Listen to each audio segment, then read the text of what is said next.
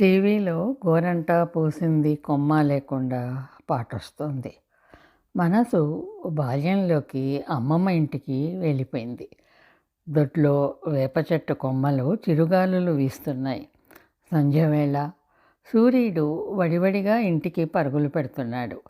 ఎక్కడెక్కడి నుండో పిట్టలు కోవకోవలాడుతూ వేప చెట్టు మీది వాటి గూళ్ళకి చేరుతున్నాయి.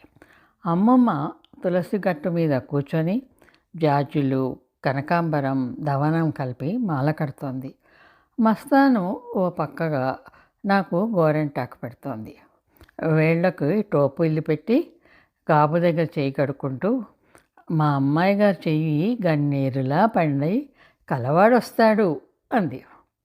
కలవాడే కాదే, మంచి మొగుడొస్తాడు జవాబిచ్చింది అమ్మమ్మ.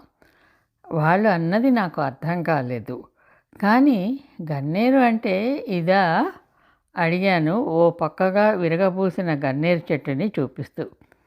ఇది రెక్క గన్నేరు అమ్మాయి గారు, ఇది కాదు అని మన్నాడు పొద్దున ముద్ద గన్నేరు తెచ్చి చూపించింది. గులాబీ రంగులో సువాసనలు వెదజల్లుతున్న ఆ గన్నేరు మీద ఆ క్షణమే ప్రేమలో పడిపోయాను. ఇదో ఇప్పుడు ఏ సొంత ఇంటికి వెళ్ళినా కూడా ముందు గన్నేరు వెతికి తీసుకొచ్చి పెట్టుకుంటాను. ఇప్పుడేమో మా మాలి ఎక్కడెక్కడో వెతికి తీసుకొచ్చి ఈ అడవి గన్నేరు కావాలా మేడం అని చెప్పి పెట్టాడు. అడవి గన్నేరో పట్నం గన్నేరో భలేగా పూసింది కదా.